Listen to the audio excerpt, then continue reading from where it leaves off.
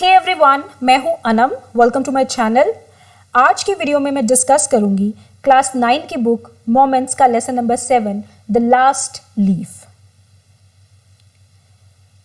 इस कहानी में 3 कैरेक्टर्स हैं मेनली, सू, जॉनसी एंड बेयरमैन। ये तीनों ही आर्टिस्ट्स हैं।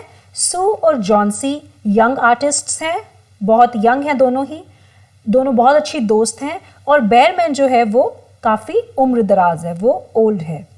और बेयरमैन का एक ड्रीम है, वो एक मास्टरपीस पेंट करना चाहता है। वो अपने जीवन में एक ऐसी पेंटिंग बनाना चाहता है जिसकी वजह से लोग उसको याद रखें, जो एक मास्टरपीस हो।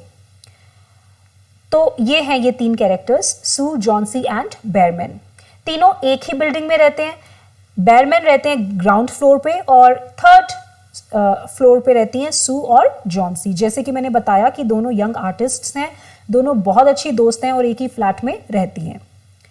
पर नवंबर में जॉनसी जो है वो बहुत ज़्यादा बीमार हो जाती है, उसको न्यूमोनिया हो जाता है। वो पूरा दिन बस अपने बेड में ही लेटी रहती है, कुछ बोलती नहीं, किसी से बात नहीं करती, ना बाहर आती जाती है, ना कुछ बताती है। वो सिर्फ और सिर्फ अपने बेड पे लेट के अपने रूम की खिड़की से बाहर एक क्रीपर को देखती रहती है। क्रीपर मीन्स बेल, आप पिक्चर में भी देख सकते हैं, बेल को बोलते हैं क्रीपर। उसकी दोस्त सू उसके लिए बहुत वरिड है, बहुत चिंता में है। वो डॉक्टर को बुलाती है, बट डॉक्टर भी कोई पॉजिटिव रिस्पॉन्स नहीं देते हैं। जॉनसी की सिचुएशन सुधरने का नाम भी नहीं लेती है। वो दिन ब दिन और भी ज़्यादा बीमार होती चली जाती है। जब सू डॉक्टर से इसका कारण पूछती है तो डॉक्टर उसे बताते हैं कि जॉनसी जो है उसने अपना मन बना लिया है कि she is not going to get well. उसने अपने दिमाग में ये बात फिक्स कर ली है कि वो ठीक नहीं होगी। जॉनसी डिप्रेस्ड है, वो होप, उम्मीद, कॉन्फिडेंस, वो सब कुछ खो चुकी है और वो सोचती है कि वो बहुत जल्दी मरने वाली है। और डॉक्टर कहते हैं अगर उसमें जीने की इच्छा नहीं होगी, अगर उसमें विल नहीं होगा, विल पावर नहीं होगा, तो कोई भी मेडिसिन उस पर असर नहीं करेगी। मेडिसिन भी तभी असर करेंगी जब जॉनसी जिंदा रहना चाहेगी, जब वो अपनी जिंदगी के लिए फाइट करना चाहेगी, तभी मेडिसिन वर्क करेंगी, नहीं तो नहीं। सो ट्राइज हर बेस्ट। वो बहुत कोशिश करती है जॉनसी को ठीक करने के लिए, उसका इंटरेस्ट आसपास की चीज़ों में दोबारा जगाने के लिए, उसको खुश करने के लिए। वो उससे बातें करती है कपड़ों के बारे में, फैशन के बारे में, ताकि जॉनसी का जो मूड है वो ठीक हो और वो आसपास की चीज़ों में इंटरेस्ट लेने लगे। अब सू जो है उसको अपनी पेंटिंग भी कंप्लीट करनी है, क्योंकि अगर वो अपनी पेंटिंग कंप्लीट नहीं करेगी तो उसको पैसे नहीं मिलेंगे और फिर वो जॉनसी के लिए मेडिसिन भी नहीं ला पाएगी। तो उसको जो पेंटिंग का ऑर्डर मिला है वो उसको कंप्लीट करना है। तो वो अपना पेंटिंग कैनवस जॉनसी के रूम में ही ले आती है और पेंटिंग स्टार्ट करती है। और साथ साथ वो विस्लिंग भी करती है टू अपलिफ्ट जॉनसीज मूड, ताकि जॉनसी को अच्छा लगे, वो खुश हो। तभी सू को कुछ सुनाई देता है, जॉनसी ने जैसे धीरे से कुछ कहा हो। वो जल्दी से जॉनसी के पास जाती है और सुनने की कोशिश करती है। जॉनसी कहती है 12, कुछ देर बाद वो कहती है 11, कुछ देर बाद फिर वो बोलती है 10, देन 9, 8, 7। यूं ही वो उल्टी गिनती जाती है। सू को कुछ समझ नहीं आता कि वो ऐसे उल्टी गिनती क्यों गिन रही है। सामने वो देखती है कि जॉनसी क्या देखती रहती है खिड़की से बाहर, तो वो देखती है कि एक आइवी क्रीपर होता है। खिड़की से बाहर एक बेल है, क्रीपर मीन्स बेल, एक बेल लटक रही है सामने वाली दीवार पे, जिसके ऊपर कुछ ही पत्ते बाकी हैं और वो पत्ते गिर रहे हैं क्योंकि तेज हवा चल रही है, बारिश का मौसम है और पत्ते एक एक करके गिर रहे हैं। तो जॉनसी कहती है कि जैसे आखिरी पत्ता गिरेगा तो उस पत्ते के साथ मैं भी चली जाऊंगी।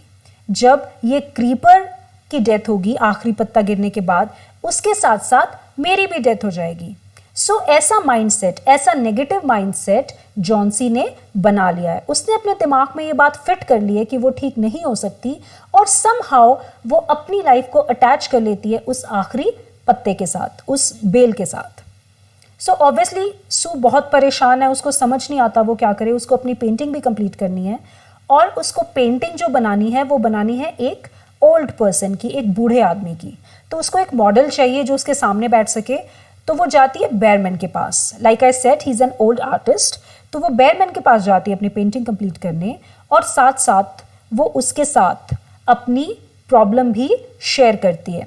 वो पूरा किस्सा बताती है दैट जॉन्सी क्यों बीमार है और उसने अपना माइंडसेट कितना नेगेटिव क्यों बना लिया है, कैसे उसने अपनी लाइफ एक क्रीपर, एक पत्ते के साथ अटैच कर ली है। तो बेयरमैन कहते हैं व्हाट इज दिस नॉनसेंस, वो ऐसा कैसे कर सकती है, वो अपनी जिंदगी एक पत्ते के साथ अटैच कैसे कर सकती है। तो बेयरमैन सू के साथ उसके फ्लैट में जाता है और वो जॉन्सी को ऑब्जर्व करता है, वो उसे देखता है। जॉन्सी नींद में है, वो पत्ते गिरते हुए देखते देखते सो जाती है। रात हो गई, अंधेरा हो गया है। तो बेयरमैन उसे देखता है, वो कुछ नहीं बोलता। फिर वो खिड़की पे जाके सामने वाली वॉल पे जो क्रीपर है, जो बेल है, वो उसे भी देखता है। और वो क्या देखता है कि सब पत्ते गिर चुके हैं, बस एक आखिरी पत्ता उस क्रीपर पे बाकी बचा हुआ है।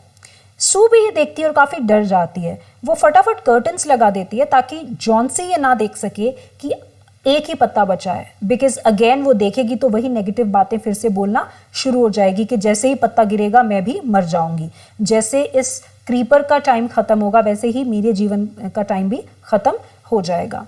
तो वो कर्टन्स लगा देती है और बेयरमैन कुछ नहीं बोलता है, he doesn't say a single word, और वो अपने फ्लैट में वापस चला जाता है। नेक्स्ट मॉर्निंग जब जॉन्सी उठती है तब वो देखती है कि जॉन्सी सू को बोलती है कि प्लीज कर्टन्स हटाओ, मुझे अपना क्रीपर देखना है, अब तक तो शायद आखिरी पत्ता गिर गया होगा। तो सू काफी डरी हुई है, वो कर्टन्स नहीं हटाना चाहती क्योंकि उसको पता है कल रात को बारिश आई है, बहुत ज्यादा तूफान आया है, कोई चांस ही नहीं है कि वो पत्ता अभी तक बचा हुआ हो, वो ऑब्वियसली गिर ही गया होगा।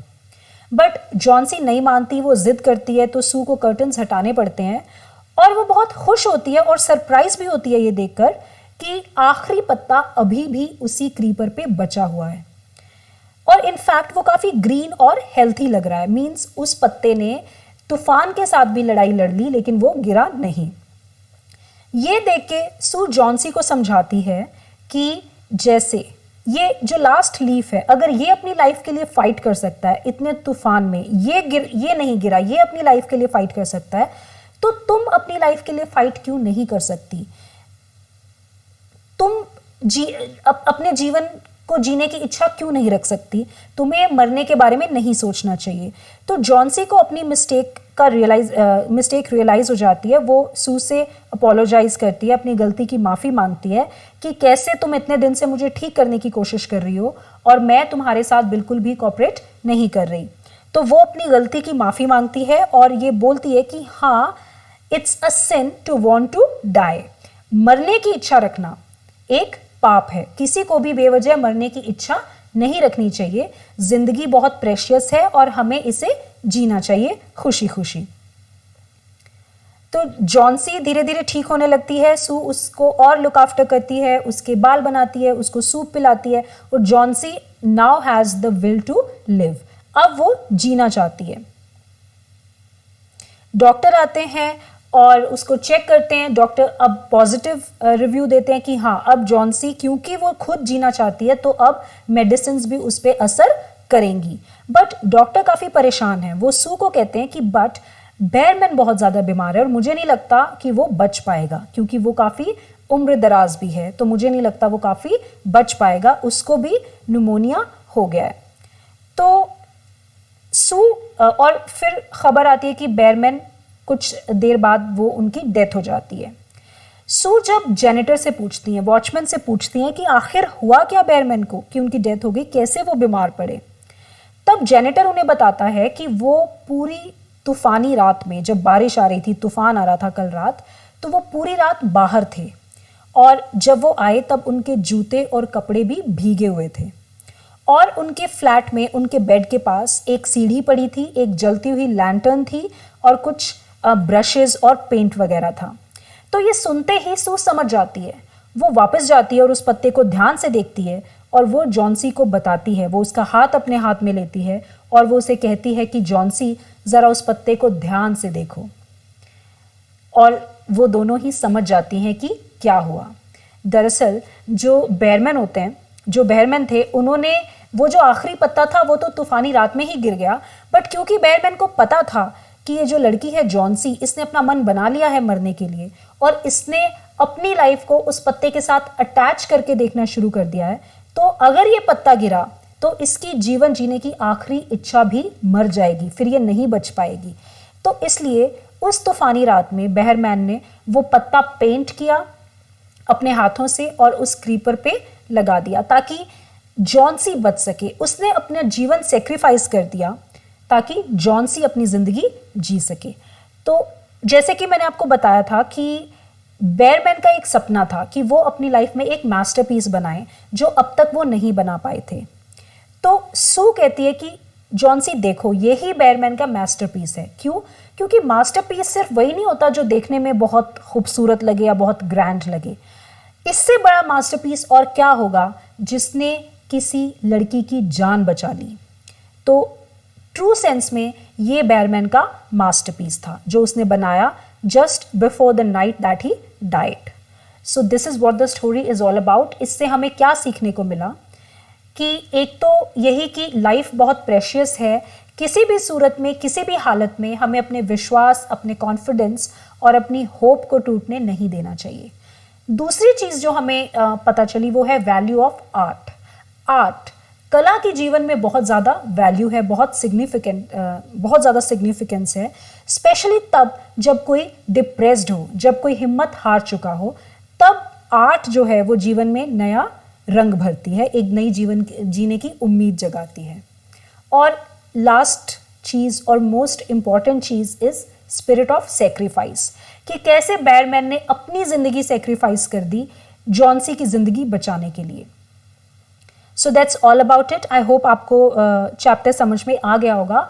और इसी चैप्टर की मैंने समरी इंग्लिश में बना के भी अपलोड करी है, आप प्लेलिस्ट में देखेंगे तो आपको मिल जाएगी। और मैं रेकमेंड करूँगी कि आप वो वीडियो ज़रूर देखें, उससे आपको काफ़ी हेल्प मिलेगी आंसर्स को लिखने में, क्योंकि इंग्लिश का पेपर आपको आखिर में लिखना तो इंग्लिश में ही है, हिंदी में नहीं। That's all about it. Thank you. Please subscribe to my channel if you found the video useful. मेरे चैनल को शेयर करें और आप कमेंट्स भी कर सकते हैं। Thank you.